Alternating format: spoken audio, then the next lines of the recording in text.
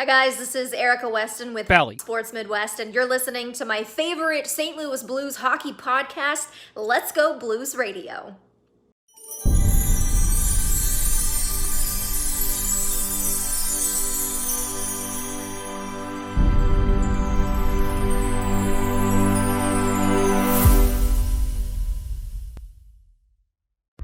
As the world's only personalized vitamin platform based on a health assessment and your DNA, ID Life provides its members with high-quality ingredients backed by pure science. It's science. Check out rockinthatidlife.com and speak with Dustin about how you can reach your goals today. That's rockinthatidlife.com. Center Ice Brewery is a proud sponsor of Let's Go Blues Radio. Visit centericebrewery.com today to schedule a no-contact curbside pickup or make a reservation in their awesome tap room. That's Center Ice Brewery, located in Midtown St. Louis. Let's go Blues!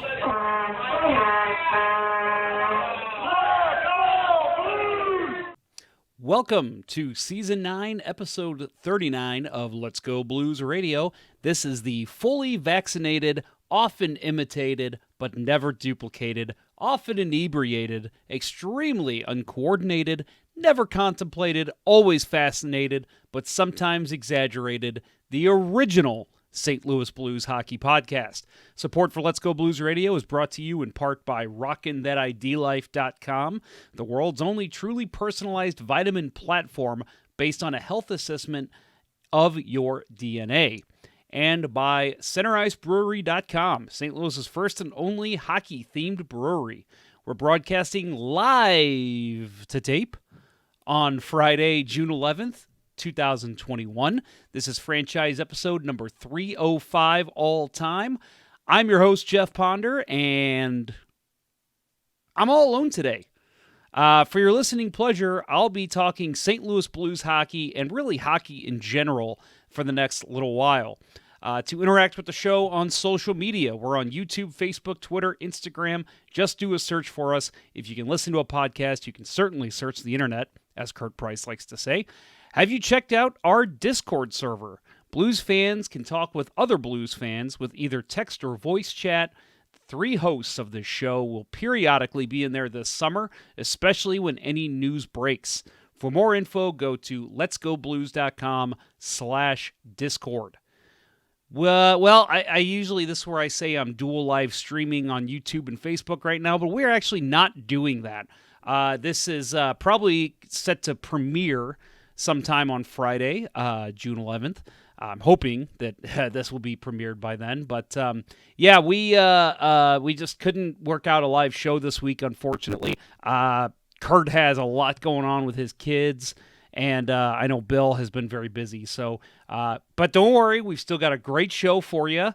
I'm looking forward to the guests that we'll have on today. But before we get to this superstar guest, let's get to the typical show stuff that you hear at this point. Although I don't have any funny jokes to bounce off other people. I gotta be a soloist here.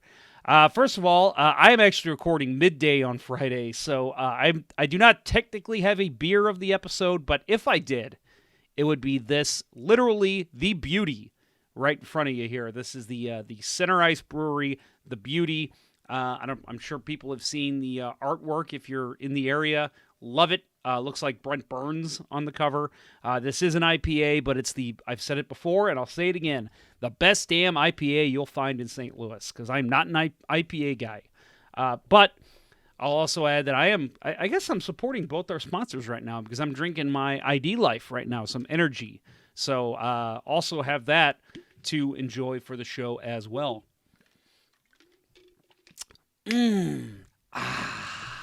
So tasty.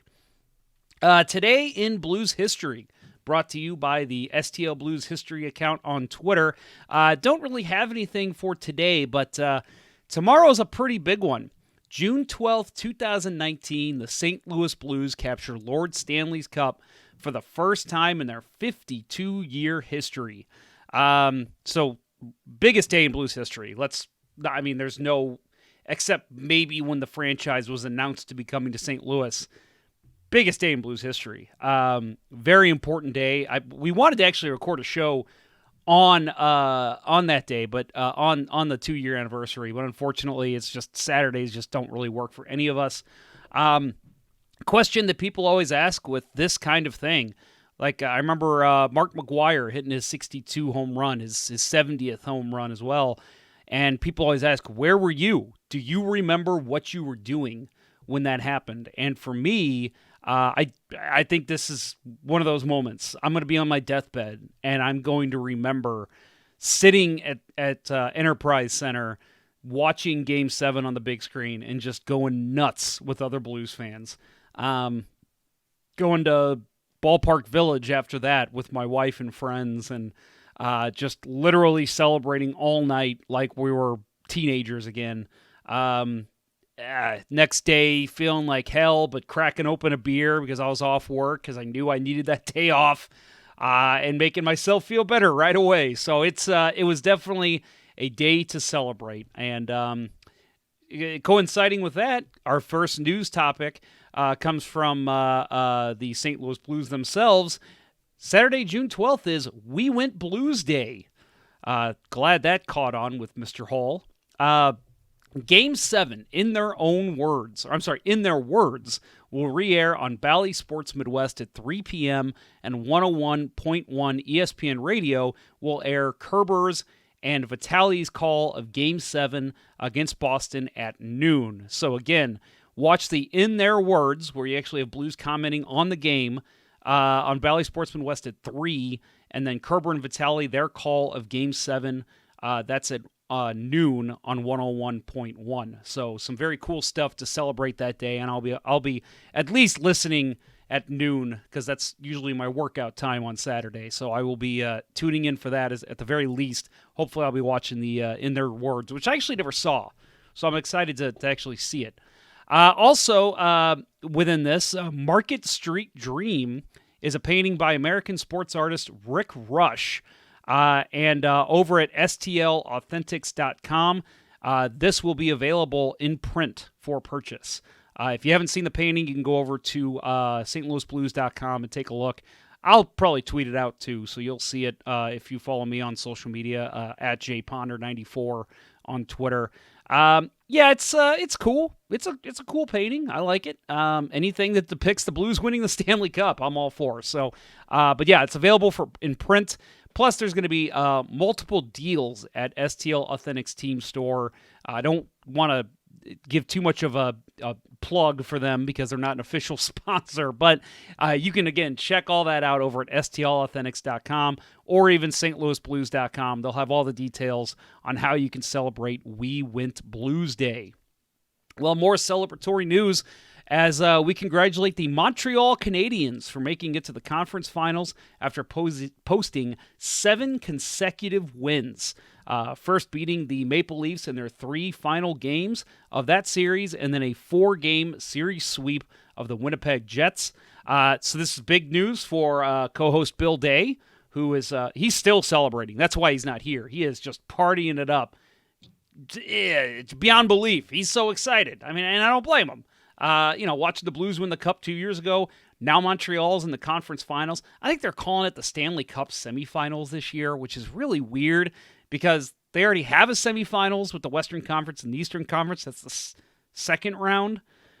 It's weird. I don't know what. I guess they're just calling it the semifinal round, which is odd. But anyway, so big news for Bill. Congrats to him. Again, we went to Center Ice, watched Game 6 of the Toronto series with him, and had a great time. Loved seeing how excited he was for his team, his second favorite team. But the bigger news for Blues fans, this means the Blues will pick 16th overall in the first round of the 2021 NHL entry draft. If Montreal had lost to Winnipeg, the Blues would have picked 17th since they had more regular season points than Montreal. But with Montreal advancing to the Stanley Cup semifinal, they get a Final Four pick of the first round. So there's 32 picks in the first round now because of Seattle. And so they will pick somewhere between 29, 30, 31, and 32 since they're in the Final Four, which means everybody slots up one. So the Blues now pick 16th. The last time the Blues picked 16th, kind of a big deal. Kind of a big reason the Blues went on to win a cup. Vladimir Tarasenko was the last number 16 overall pick taken by the St. Louis Blues. So say what you will about him now. I know that he was not on my protected list for the Blues, but if my preliminary protected list. We'll see if I change my mind in the future. But yeah, right now, but hey, who cares? Guy was phenomenal for almost his entire tenure here so far. And obviously a big part of that Blues Cup win. He had the penalty shot goal, which I'll always remember, against San Jose. And then he had that great goal against Boston. I want to say that was game 2, the one where he slid across and I just made a great play and Rask had no chance. But either way, 16th overall, that's a great spot for the Blues. There's a lot of uncertainty with this year's draft since a lot of leagues didn't really play. And the ones that didn't play a full season. So there could be some guys taken later in the round had they have played a full season leading up to this. Maybe they go higher. So maybe the Blues do sneak in and get somebody really good who could make an immediate impact. But I wouldn't bank on that, but I do think it's more possible this year than we've seen in previous years with the inability to watch some of these kids play in recent years. Well, folks, next up, you're going to hear from Amanda Leveille, the winningest goaltender in NWHL history and a 2-time Isabel, right? Isabel. I think it's Isabel Cup champion. Wow, butchered that. Way to introduce the guest. But first, here's a word from our friends at RockinThatIDLife.com. Hey, you. Yeah, you. Put that energy drink down. Don't you know that common energy drinks contain high levels of caffeine and other harmful ingredients that can lead to increased blood pressure and heart rhythm disturbances? Finding that energy you need for everyday activities doesn't need to put your health at risk. ID Life's energy formula doesn't use artificial ingredients or a massive dose of caffeine. Energy's caffeine levels are released slowly over time, allowing for longer periods of energy without crash, not to mention keeping your heart safe. Energy also includes neurotransmitters for mood, focus, memory, and cognitive function. ID Life also added antioxidants associated with brain health for no reason besides perfection. With RockinThatIDLife.com, you can get an energy boost and leave the heart risk behind. Text Dustin at 636-393-8745 or visit RockinThatIDLife.com and throw those gas station energy drinks in the garbage. That's 636-393-8745 and RockinThatIDLife.com and tell Dustin that Let's Go Blues Radio sent you. I'm now joined by Amanda Leveille, goaltender for the NWHL's Minnesota Whitecaps. She was the 2018 Goaltender of the Year and has won 2 Isabel Cups as the champion of the NWHL. Her 45 wins in 69 games played is tops in the league, which was formed in 2015. Some pretty impressive playoff numbers, Amanda, but before we get into that, welcome to the show. Thank you very much for joining me today. Thanks for having me. So we've had some really awesome guests in the past. We've had, again, I said humble brag to you earlier, but Grant Fjord, Bernie Federko, Brandon Bollig, the first St. Louisan to ever win a Stanley Cup. We've had some great guests, but then I got to thinking, I'm like, I don't think we've ever had as an actual guest. We've had audio from when I was in the media, but as an actual guest, we've never had somebody who is currently playing professional hockey. So you have put us as a new first with this episode. So thank you very much. I appreciate that. Wow, I'm excited or nervous now. I don't know, one of the two. Yeah, well, you've done this before. You've done interviews, and as I've said, and we'll talk about, your Instagram is one of the best ones out there for hockey players. So. It's just a real honor to have you on, and I think our audience is going to really love hearing from you. So, first of all, as I said, you have 45 wins in your career in the very short time that the NWHL has been around. That is the best of any goaltender to play. You've played right now. You're with the Minnesota Whitecaps. You've also played with the Buffalo Buttes. What do you contribute the success you've had in the winning column in your time in the NWHL? I think I've always said this, but I truly believe that a goaltender's stats is a reflection of their team. I've been so fortunate to be able to play on the teams that I have. In the past, I got to play for Buffalo for 2 seasons, and I not only had phenomenal teammates, but they were also excellent hockey players who were really supportive of me and my development, and would come on the ice and shoot at goalie sessions or whatever I needed. Block shots for me, pull pucks out of the net, whatever needed in Buffalo. And then in Minnesota, it's just been a dream to play for that team.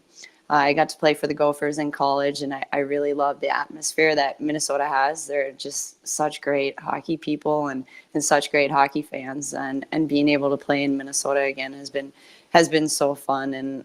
And my teammates on the Whitecaps are just incredible people, just always there for me, supporting me and doing whatever it takes to win. I've had a couple games where I've given up 5 goals and my team has scored 6 goals for me, most recently in Lake Placid. So a lot of the win column is due to my great teammates that I've had. What's the relationship like and maybe you can speak to the league as a whole, since you have experience in Buffalo as well, but what's your relationship like with the NHL team? Like for you right now, the Minnesota Wild, but what was it like maybe in Buffalo as well with the Sabres? In Buffalo, actually, for 1 year, we were owned by the Pagula family, or Pagula. Pagula, I think so. Pagula? Okay, Mhm. I should know that. And that year was really, really cool. We got free meals after all of our games. We got smoothies when we would go on the bus for away games. We got to go to a bunch of Sabres games, and they would put our games up on the Jumbotron. Just such great marketing by the Sabres and helping us out that way, trying to give us more of a fan base. And we ended up getting pretty close to selling out at the Harbor Center for our last playoff game back in 2018, which was really cool. And I think a lot of that, and we can contribute back to the Sabres being so supportive of us and helping us out. And then in Minnesota, the Wild have been phenomenal for the Whitecaps. And that extends beyond when the Whitecaps joined the NWHL, which I believe was back in 2019, maybe 2018. Or 2019, but they've been supportive of the Whitecaps ever since they were founded. I think back in 2004, there's always been a great relationship there. And we actually practice in the facility of the Minnesota Whitecaps. We practice at Tria Rink, which is a phenomenal rink. It's so pretty. It looks over the city of Minnesota, and every once in a while we'll come in and there'll be some Wild players there. I personally don't know any Wild players. I took a photo with Zach Parise one time. Again, the Whitecap or the Minnesota Wild helping out the Whitecaps on the marketing side. So we're really grateful for everything that the Wild has done for us and are continuing to do. I know it's extremely exciting times for you as a Canadiens fan right now, but when the season's in full swing and you're on the bus, you're in hotel rooms, you're constantly up and doing something with either going to the rink or coming home from the rink, how much other hockey, like we'll say the NHL, but any other leagues you might be interested in, how much are you able to pay attention when you're going full time as a goaltender for the Whitecaps? I think you can learn so much just from watching as much hockey as possible. So I try to stay up to date with the Gophers as much as I can. And the social media world has really helped that out. You can go on Twitter and you can see live updates of the scores in the NHL, and same thing with the Minnesota Gophers where I used to play. I love just following their social media and seeing what the score is during the game. So I try to keep up with as many college teams as I can, and as I am a coach, and I know a lot of players or a lot of goalies are at different schools that I've coached at some point. So I try to watch them as much as I can. And you mentioned it, I'm a big Habs fan, and it's not the easiest to find a place to watch them in Minnesota. So that's been a little bit difficult, but my dad's a big Habs fan, so he sends me game clips of it going on all the time. So I get the live updates from him, as well as following them on social media. Minnesota Wild and Montreal Canadiens next year meet in the Stanley Cup final. How is that going down for you? The Habs are winning in 4. Easy. I think that's like a curse for Minnesota anyways. They seem to lose in playoffs anyways. They have a really good season and then they choke in the playoffs. So I would actually think that would be a really good series if that could happen. I'd feel really confident for the Habs, but don't tell any of my Whitecaps teammates I said that because they're all big Wild fans. Oh yeah, no, that's between us and the 5 people that listen to the show, so you don't need to worry about that. Yeah, it's funny because on one of our shows here, right, we had a show. I think it was the night before Game 7 between Vegas and Minnesota, and my co-host Kurt and I were sitting here talking, and we're like, oh man, what would be really awesome is to see Minnesota go all the way. Those fans deserve it, man. The Blues finally got over the hump. It'd be nice to see a Minnesota team finally do it. And then the next night they're eliminated. And I'm like, yeah, we maybe spoke a little too soon. We probably should have just held that conversation for the summer. Mm-hmm. So I wanted to talk to you about your Instagram. And this is something that I've actually, I think I've even said on social media that I love your Instagram. I followed you for a little while. It is for anyone who doesn't know it, it's Mandy _Leveille, which is Leveille. You post some really awesome stuff, and I'm not just saying that because it's like, oh, she's a professional hockey player, so she posts these great pictures. No, you are going out in the world and doing seemingly stuff that anybody else does, but you're doing it with all your goalie gear on. And I love that idea because we always joke, like, what if a baseball catcher wore full goalie pads? How mobile would he be? And I'm seeing you do this. You're riding a stationary bike. You're roller skating in a park. You're getting a massage. I mean, the stuff that you do is so funny. Where did you come up with the idea to do something like this?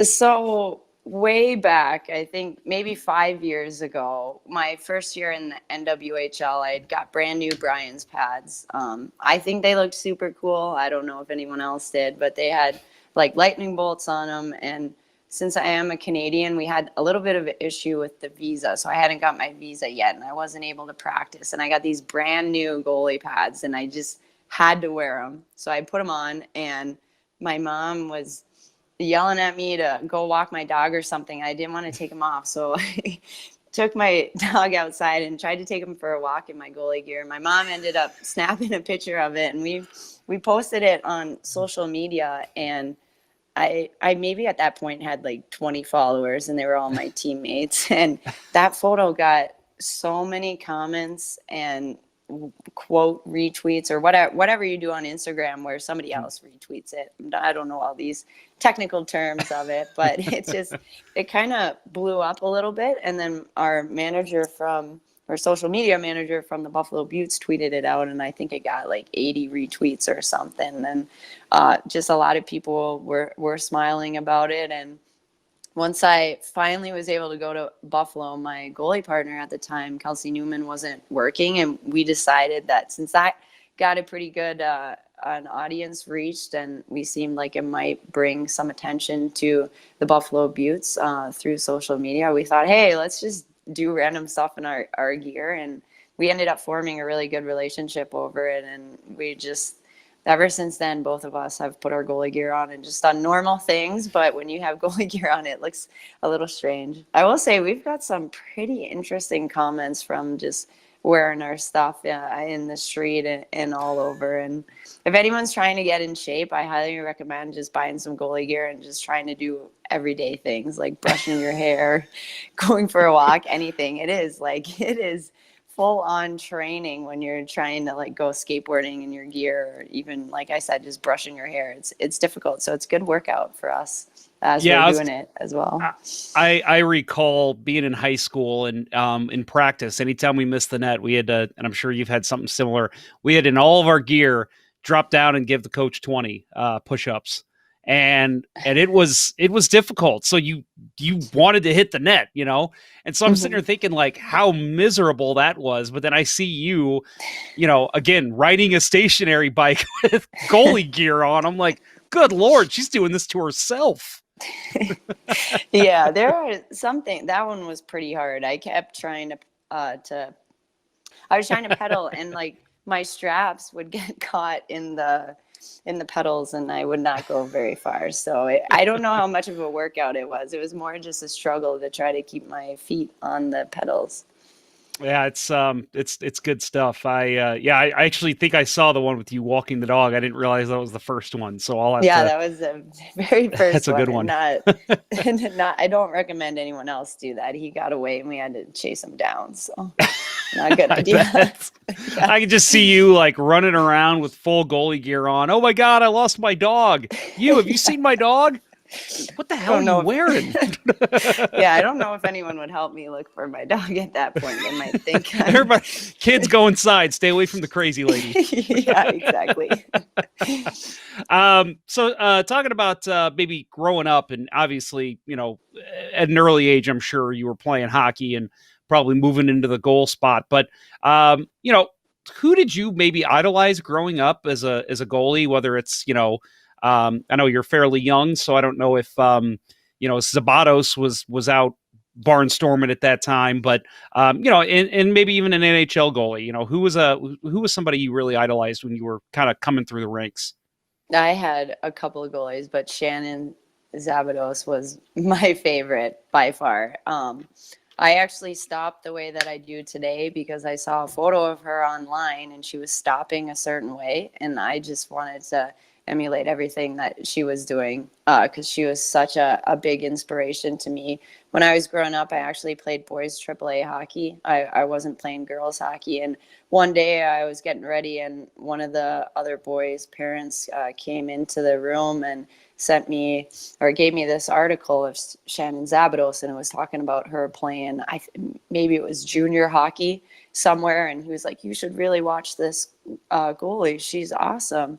And ever since that happened, I've just been enamored with her, and I still am. I don't know if she's playing anymore, but I follow her on Instagram, and I think the coolest moment for me in the NWHL was when I was walking out onto the ice and Shannon Zabatos was standing in all of her goalie gear in a Buffalo Buttes jersey about to play against us. Just super cool. This is someone who I grew up idolizing, someone who is idolized by so many hockey goaltenders and even players in general. And just playing against her in a game was just so cool, so exciting. So she was a big one.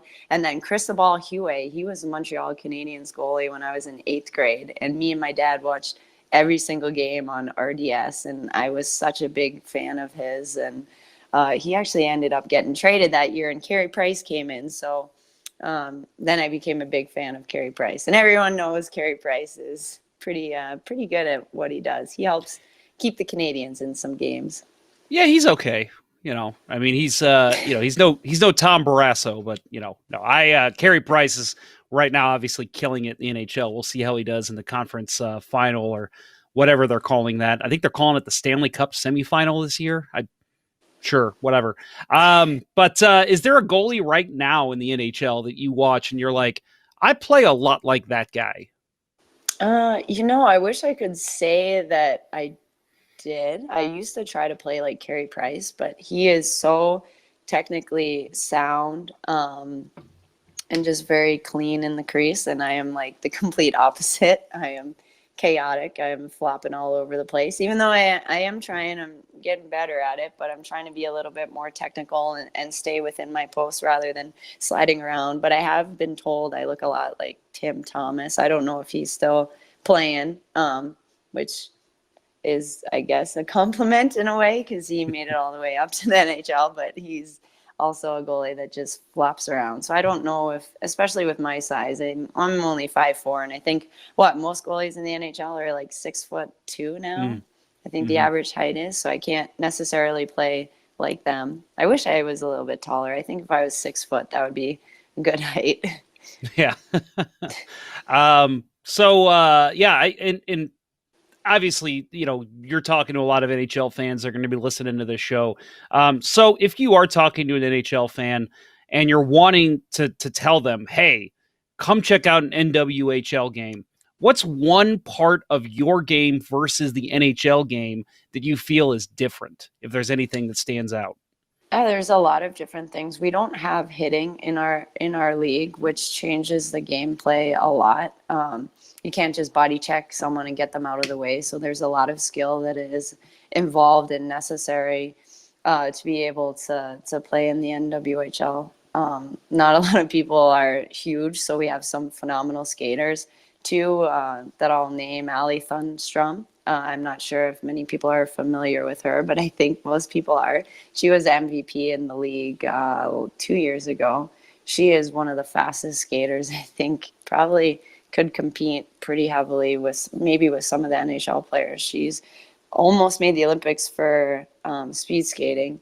Just super, super fast. And one that a lot of NHL players will know is Kendall Coyne. She also played in the league. And Ali Thunstrom and Kendall Coyne are very similar with their skating and very quick. So the game is very quick and very fast and a lot different from the NHL without hitting. There is some contact, but there's a lot of skills.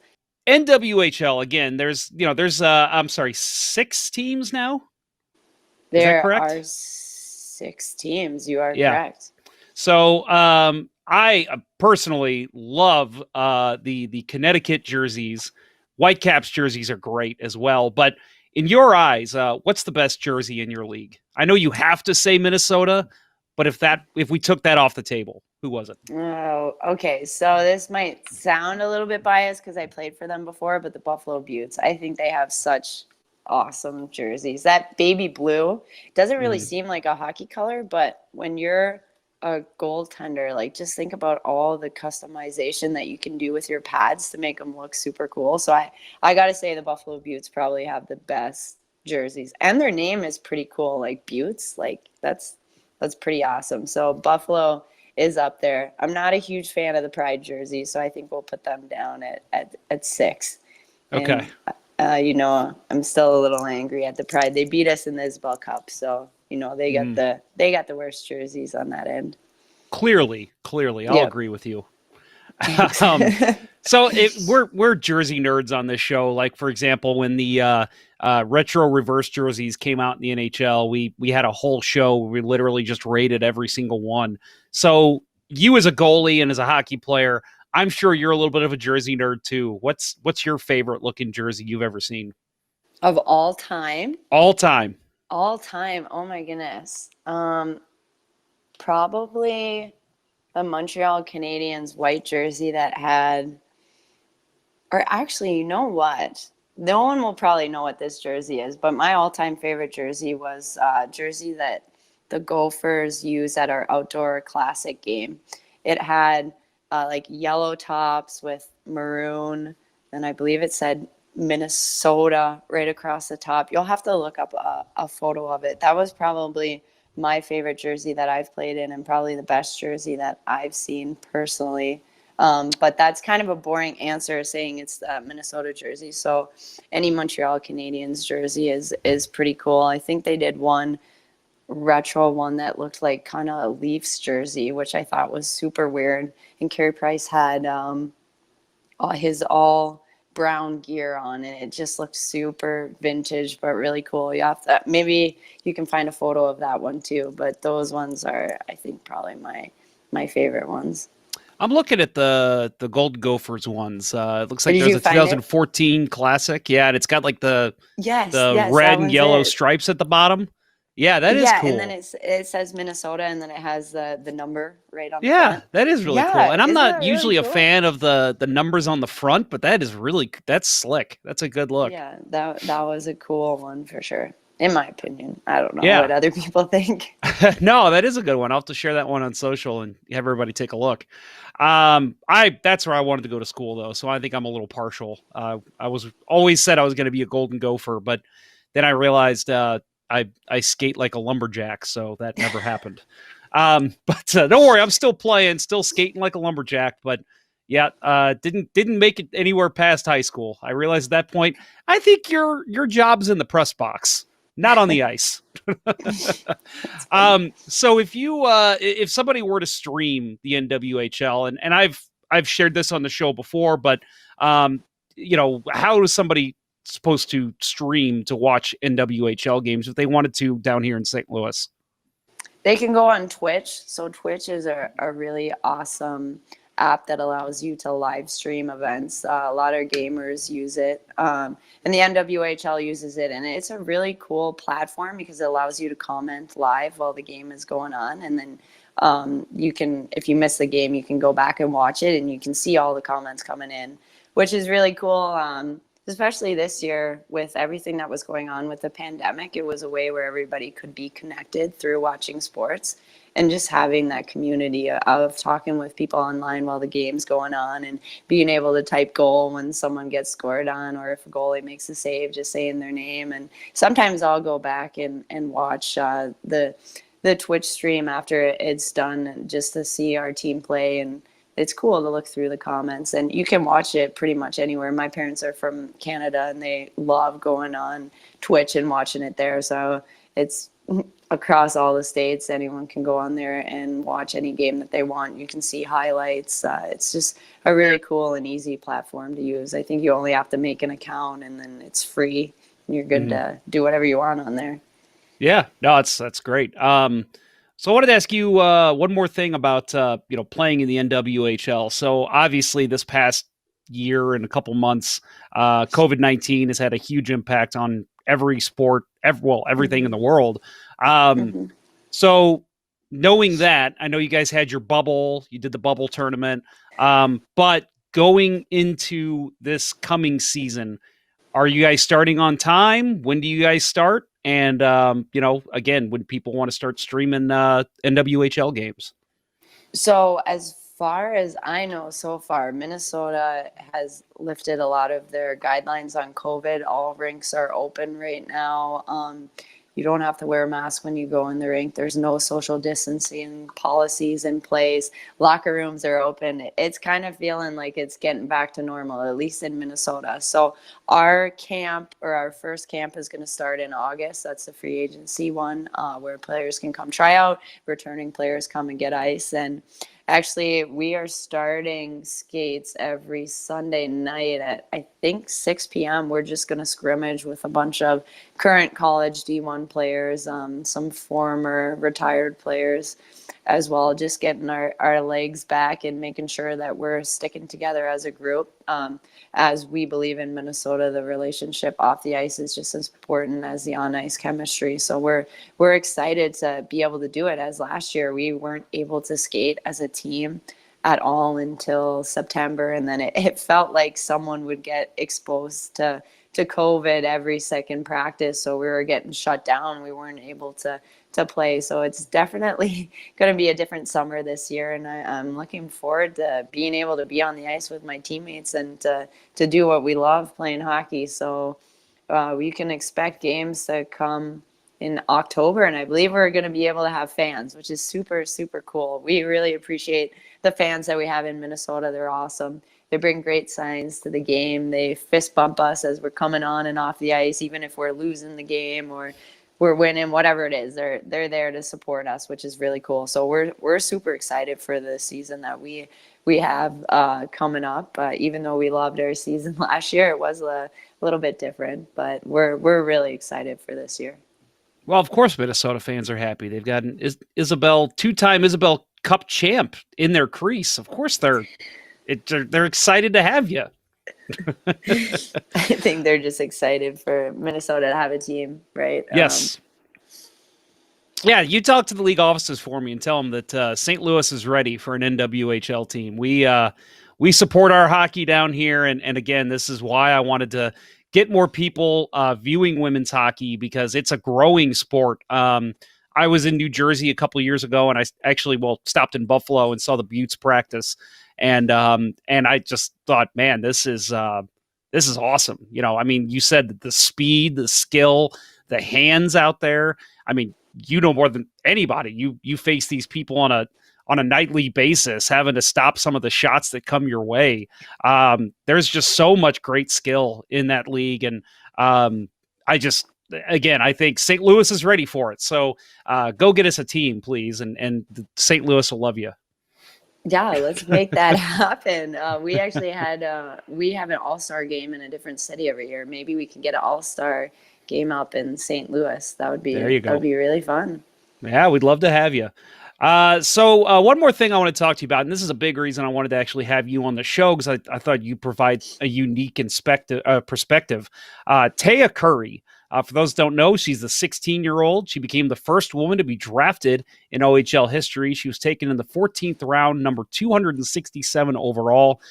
She's only 5'7", but hey, you've showed us that even a 5'4" goalie can have some success in these leagues, and obviously it throwback to old goalies of Grant Fuhr's day, for example. He was a smaller guy, and but it's noted that she's a great athletic goaltender with an excellent butterfly style, and again, just drafted into the OHL, first time in history, huge deal. What do you think this means going forward for women's hockey?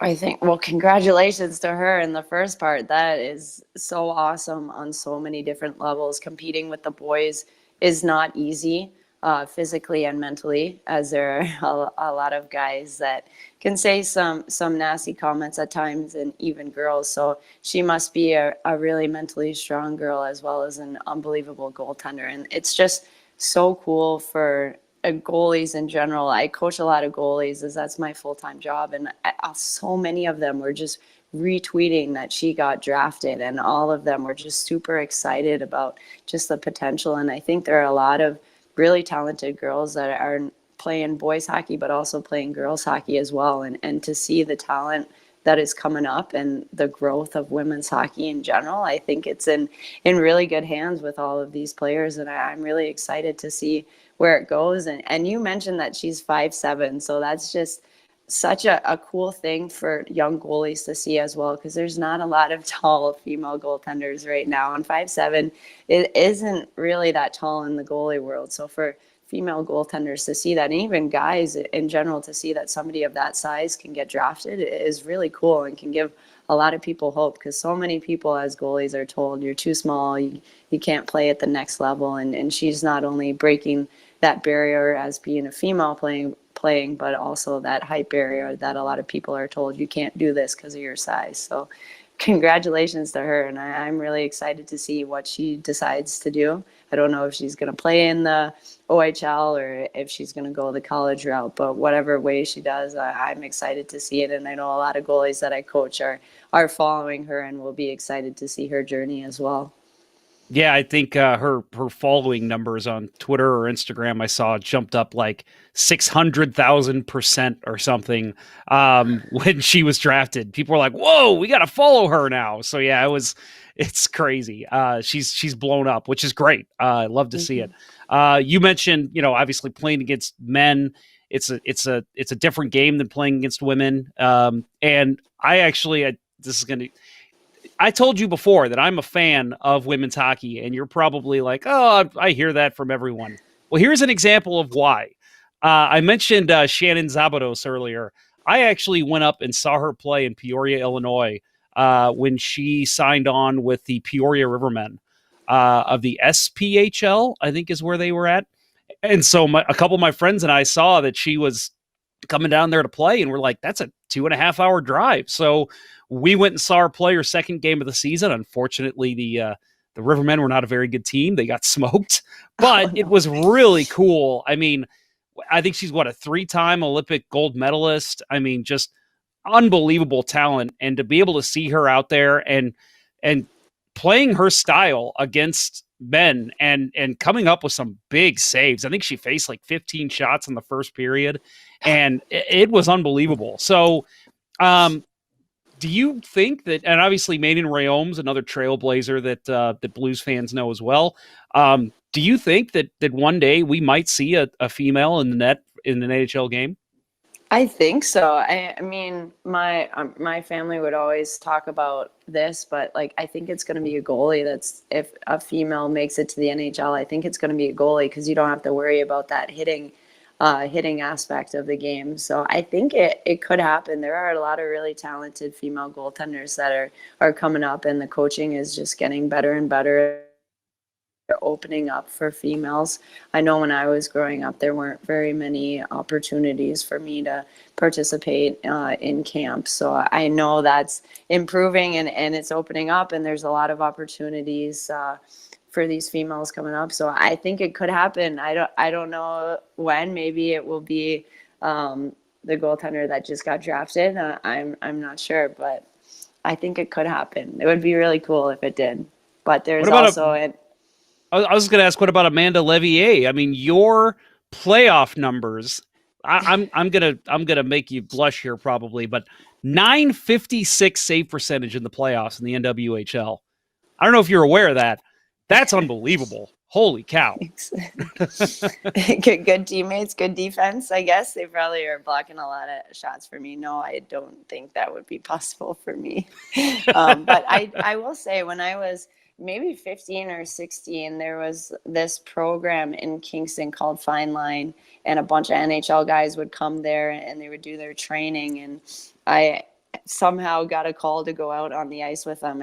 I was maybe 15, so I was young and not quite as tall as I am now, but I got to go on the ice with them, and Matt Cook actually took a slap shot that hit me in the face and just like broke every buckle off my helmet. But that was super cool to be on the ice with those guys. And another person took like a shot from the point that hit someone in the face, and their teeth like popped out in my crease. There's blood everywhere, and like nobody stopped. I guess this is like pretty common for them that this happens, because nobody stopped.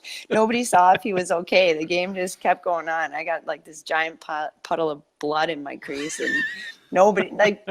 No big deal. So that was pretty cool to be able to compete with those guys when I was younger. I don't know how many pucks I stopped, only the ones that hit me.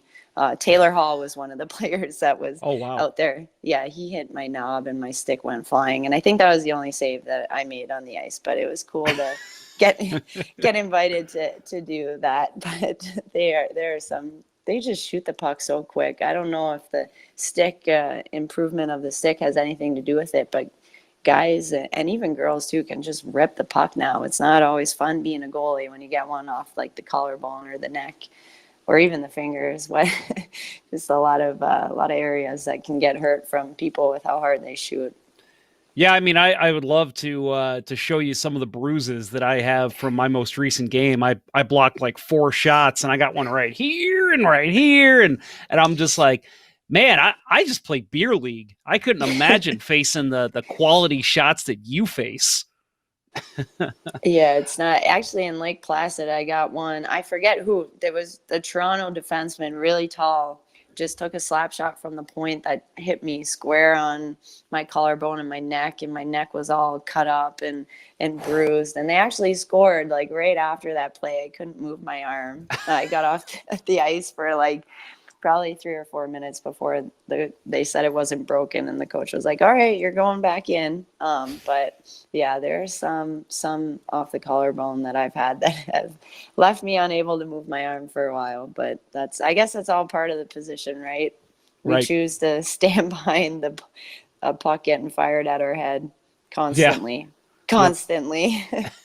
That's why we always say it takes a special kind of person to be a goalie. Yeah, I think so. I would agree with that. Yeah.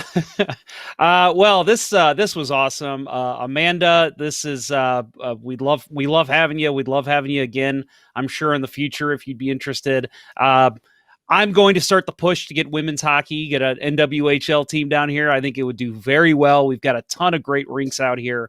And I think it would be awesome. So if you ever find yourself down here in St. Louis, make sure you let us know, and we'll, the hosts of the show, we can take you around, show you all the great rinks, and maybe even take you to our hockey themed brewery out here, which we love. Ooh, okay. Yeah. Sounds good. Cool. Well, again, this is the winningest goalie in WHL history, Amanda Leveille, from the Minnesota Whitecaps. You can follow her on Twitter at Mandy, and then it's LEVEILLE29. And again, on Instagram as well. I recommend looking her up because she posts some really great stuff. So thank you very much for joining us today, Lev. And again, we'll have to have you on again sometime. Awesome. Thank you for having me.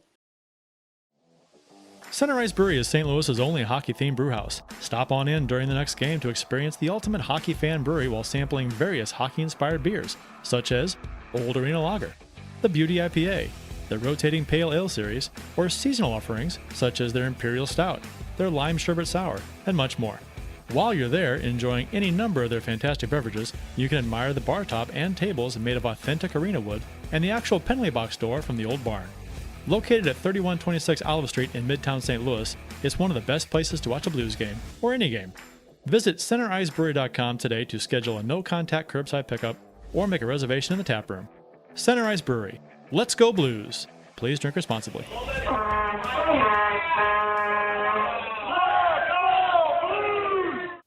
And that will do it for this show, folks. Support for Let's Go Blues Radio is brought to you in part by ID Life, the world's only truly personalized vitamin platform based on a health assessment of your DNA. Visit rockinthatidlife.com for more information. That's rockinthatidlife.com and get 10% off by texting Dustin at 636-393-8745 and tell him Let's Go Blues Radio sent you. And by Center Ice Brewery, St. Louis's hockey-themed brewery. Visit centericebrewery.com today to schedule a no-contact curbside pickup or to make a reservation in their awesome tap room. While you're there and enjoying a number of their fantastic beers, you can admire the bar top and tables made of authentic arena wood.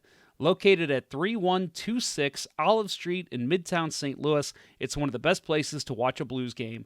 That's centericebrewery.com. Please drink responsibly. Well, again, I want to thank Amanda Leveille, or Lev, as she likes to be called, for coming on. It was a lot of fun talking to her. As I said in the interview, check her out on Instagram. She's hilarious. Everything she posts is great. And I just want to, anybody, especially if you play the game or if you're a goalie, and I told Bill he needs to make sure to follow her now. I've been following her for a while. She's hilarious. Just great stuff. So if you haven't done that, make sure you give her a follow if you're on Instagram. Well, that will do it for episode 39 of Season 9 of the original St. Louis Blues Hockey Podcast, Let's Go Blues Radio. Thanks for listening. It's always a great time, whether I'm live or not. So thank you very much for tuning in. I really do appreciate it. For the On Assignment, Kurt Price and Bill Day, I'm the superb host of Let's Go Blues Radio, Jeff Ponder. Until next time, everyone, let's go Blues. The Chiefs are at home tonight against Cyanosport at the War Memorial at 8. Good seats are still available. A look at fourth. I think that went very well. Thank you for listening to Let's Go Blues Radio. Now take off, hosers. I want you to have a heart attack and die so that we never have to do this shit again. Well, there's 90 minutes of your life you'll never get back. Sorry. St. Louis Blues, St. Louis Blues. Have you heard the news about our St. Louis Blues?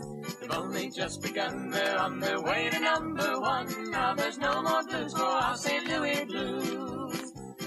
The Blues are on the ice tonight again. They're rough and tough and got the stuff to win. They'll always get one more, no matter what the score. They are quite a hockey team, my friend. They never give a single